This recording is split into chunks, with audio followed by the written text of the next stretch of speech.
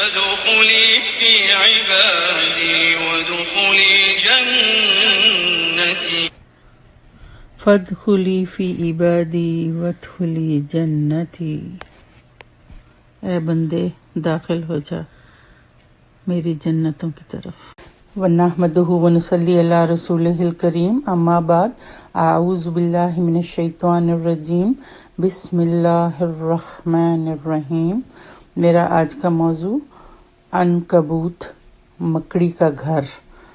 مثل الذین اتخذوا من دون اللہ اولیاء کمثل العنکبوت اتخذت بیتا وَإِنَّ أَوْهَنَ الْبُيُوتِ لَبَيْتُ الْعَنْكَبُوتِ لَوْ كَانُوا يَعْلَمُونَ۔ سورہ العنکبوت آیت 41۔ جن لوگوں نے اللہ کو چھوڑ کر اوروں کو سرپرست بنا رکھا ہے، ان کی مثال مکڑی جیسی ہے جو اپنا ایک گھر بناتی ہے، اور سب گھروں سے زیادہ کمزور گھر مکڑی کا گھر ہی ہوتا ہے۔ کاش کہ یہ لوگ کچھ جانتے، کچھ علم رکھتے۔ ان اللہ یعلم ما یدعون من دونہ من شیء وہو العزیز الحکیم۔ یہ لوگ اللہ کو چھوڑ کر جس چیز کو پکارتے ہیں، اللہ اسے خوب جانتا ہے، اور وہی سب پر غالب اور حکمت والا ہے۔ آیت 42۔ وَتِلْكَ الْأَمْثَالُ نَضْرِبُهَا لِلنَّاسِ وَمَا يَعْقِلُهَا إِلَّا الْعَالِمُونَ۔ ہم یہ مثالیں لوگوں کو سمجھانے کے لیے بیان کرتے ہیں، مگر انہیں سمجھتے وہی ہیں جو اہل علم ہیں، یعنی سمجھ والے ہیں۔ سورہ العنکبوت آیت 43۔ مشرکوں کے معبودوں کی مثال جیسے مکڑی کا گھر ہو۔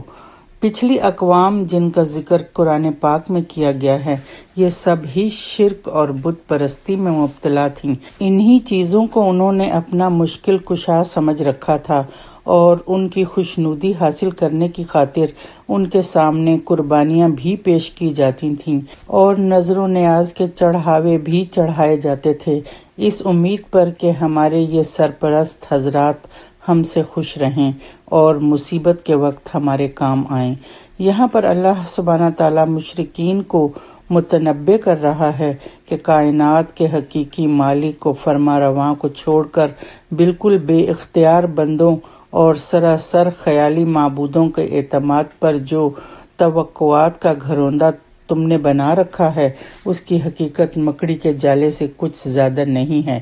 جس طرح مکڑی کا جالا ایک انگلی کی چوٹ بھی برداشت نہیں کر سکتا، اسی طرح تمہاری توقعات کا یہ گھروندہ بھی اللہ کی تدبیر سے پہلا تصادم ہوتے ہی پاش پاش ہو کر رہ جائے گا۔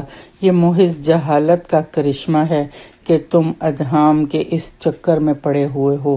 اگر حقیقت کا کچھ بھی علم تمہیں ہوتا تو تم ان بے بنیاد سہاروں پر اپنا نظام حیات کبھی تعمیر نہ کرتے۔ حقیقت تو بس یہ ہے کہ اختیارات کا مالک اس کائنات میں ایک رب العالمین کے سوا کوئی نہیں ہے، اور اسی کا سہارا وہ سہارا ہے جس پر اعتماد کیا جا سکتا ہے۔ فَمَن يَكْفُرْ بِالطَّاغُوتِ وَيُؤْمِن بِاللَّهِ فَقَدِ اسْتَمْسَكَ بِالْعُرْوَةِ الْوُثْقَىٰ لَا انفصام لَهَا وَاللَّهُ سَمِيعٌ عَلِيمٌ۔ جو طاغوت سے کفر کرے اور اللہ پر ایمان لائے، اس نے وہ مضبوط سہارا تھام لیا جو کبھی ٹوٹنے والا نہیں ہے، اور اللہ سب کچھ سننے اور جاننے والا ہے۔ سورہ البقرہ آیت 256۔ یعنی اللہ کو ان سب چیزوں کی حقیقت خوب معلوم ہے جنہیں یہ لوگ معبود بنائے بیٹھے ہیں اور مدد کے لیے پکارتے ہیں۔ ان کے اختیار میں کچھ بھی نہیں ہے۔ طاقت کا مالک صرف اللہ ہی ہے، اور اس کی تدبیر و حکمت اس کائنات کا نظام چلا رہی ہے، اور عزیز و حکیم بس صرف وہی ہے۔ عنکبوت مکڑی کو کہا جاتا ہے۔ اس کی مختلف قسمیں ہیں۔ بعض ان میں سے زمین میں گھر بناتی ہیں۔ بظاہر وہ یہاں مراد نہیں ہے، بلکہ مراد وہ مکڑی ہے جو جالا تانتی ہے اور اس میں معلق رہتی ہے۔ اس جالے کے ذریعے مکھی کو شکار کرتی ہے۔ یہ ظاہر ہے کہ جانوروں کی جتنی قسم کے گھونسلے اور گھر معروف ہیں، یہ جالے کی تار ان سب سے زیادہ کمزور ہیں کہ معمولی ہوا سے بھی ٹوٹ سکتے ہیں۔ اس آیت میں غیر اللہ کی پرستش کرنے والوں اور ان پر اعتماد کرنے والوں کی مثال مکڑی کے اس جالے سے دی ہے جو کہ نہایت کمزور ہے۔ اس طرح جو لوگ اللہ کے سوا بتوں پر یا کسی انسان وغیرہ پر بھروسہ کرتے ہیں، ان کا بھروسہ ایسا ہی ہے جیسے یہ مکڑی اپنے جالوں کے تاروں پر بھروسہ کرتی ہے۔ وَتِلْكَ الْأَمْثَالُ نَضْرِبُهَا لِلنَّاسِ وَمَا يَعْقِلُهَا إِلَّا الْعَالِمُونَ۔ مشرکین کے خداؤں کی کمزوری کی مثال مکڑی کے جالے سے دینے کے بعد یہ ارشاد فرمایا کہ ہم ایسی ایسی واضح مثالوں سے توحید کی حقیقت کا بیان کرتے ہیں، مگر ان مثالوں سے سمجھ بوجھ صرف علم والے ہی حاصل کرتے ہیں، یعنی علماء دین۔ دوسرے لوگ اس پر تدبر اور غور و فکر ہی نہیں کرتے کہ حق ان پر واضح ہو جائے۔ اللہ کے نزدیک عالم کون ہے؟ امام بغوی رحمۃ اللہ نے اپنی سند کے ساتھ حضرت جابر رضی اللہ تعالی عنہ سے روایت کیا ہے کہ نبی کریم صلی اللہ علیہ وآلہ وسلم نے اس آیت کی تلاوت فرما کر فرمایا کہ عالم وہی شخص ہے جو اللہ تعالیٰ کے کلام پر غور و فکر کرے اور اس کی اطاعت پر عمل کرے اور اس کو ناراض کرنے والے کاموں سے بچے۔ اس سے معلوم ہوا کہ قرآن و حدیث کے محض الفاظ سمجھ لینے سے اللہ کے نزدیک کوئی شخص عالم نہیں ہوتا جب تک کہ قرآن میں تدبر اور غور و فکر کی عادت نہ ڈالے اور جب تک کہ اپنے عمل کو قرآن کے مطابق نہ بنائے۔ مسند احمد میں حضرت عمرو بن عاص رضی اللہ تعالی عنہ سے روایت ہے کہ میں نے رسول اللہ صلی اللہ علیہ وآلہ وسلم سے 1000 امثال سیکھی ہیں۔ ابن کثیر رحمۃ اللہ اس کو نقل کر کے لکھتے ہیں کہ یہ حضرت عمرو بن عاص رضی اللہ تعالیٰ عنہ کی بہت بڑی فضیلت ہے، کیونکہ اللہ تعالیٰ نے اس آیت مذکورہ میں عالم انہی کو فرمایا ہے جو اللہ و رسول کی بیان کردہ امثال کو سمجھیں۔ اور حضرت عمرو بن مرہ رضی اللہ تعالیٰ عنہ نے فرمایا کہ جب میں قرآن کی کسی آیت پر پہنچتا ہوں جو میری سمجھ میں نہ آئے تو مجھے بڑا غم ہوتا ہے، کیونکہ اللہ تعالیٰ نے فرمایا ہے تِلْكَ الْأَمْثَالُ نَضْرِبُهَا لِلنَّاسِ وَمَا يَعْقِلُهَا إِلَّا الْعَالِمُونَ۔ ابن کثیر۔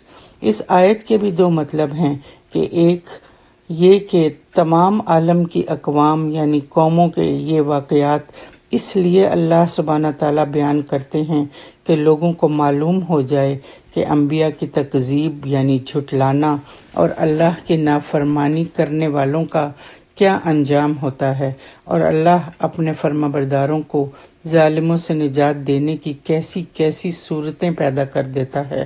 اور دوسرا مطلب یہ ہے کہ کفار مکہ کو ایک اعتراض یہ بھی تھا کہ اللہ کی شان تو اس بات سے بہت بلند تر ہے کہ مکھی، مچھر اور مکڑی جیسے حقیر مخلوق کی مثالیں بیان کرے۔ ایسا اعتراض جاہل قسم کے لوگ ہی کر سکتے ہیں، اہل علم نہیں کر سکتے۔ اہل علم تو صرف یہ دیکھتے ہیں کہ آیا یہ پیغام کس کی طرف سے آیا ہے۔ اللہ تعالیٰ نے خود فرمایا کہ وہ کسی حقیر سے حقیر چیز مثلاً مچھر کی مثال دیتے ہوئے نہیں شرماتا۔ اب معاملہ ہماری عقل کا ہے کہ ہمیں بات سمجھ میں آتی ہے کہ نہیں۔ ہمارے رب نے تو ہر طرح کی مثالیں دے کر ہمیں سمجھانے کی کوشش کی ہے کہ یہ دنیا عارضی ہے، فانی ہے، یہاں پر تم اپنے کمزور گھر نہ بناؤ، آخرت کے گھر کو اپنا نصب العین بناؤ، اللہ کی رسی کو مضبوطی سے تھامے رہو، تمام اختیارات صرف اسی کے ہاتھ میں ہیں، اس لیے اس کے ساتھ کسی کو شریک نہ کرو، یہ سب عارضی سہارے ہیں، تمہارے کسی بھی کام نہیں آنے والے، اپنی عقل سے کام لو، یہ کائنات کا مالک ہی ہر چیز پر قدرت اور اختیار رکھتا ہے، صرف اسی کا سہارا پکڑو، اس کے سوا ہر سہارا بودا ہے، مکڑی کا جالا ہے۔ لا الہ الا اللہ الواحد القہار رب السماوات والارض وما بینہما العزیز الغفار۔ کوئی معبود برحق نہیں مگر اللہ جو اکیلا بہت زبردست ہے، آسمان و زمین اور ان دونوں کے درمیان والی تمام چیزوں کا رب ہے۔ وہ بہت غالب ہے، بہت بخشنے والا ہے۔ وآخر دعوانا ان الحمد للہ رب العالمین۔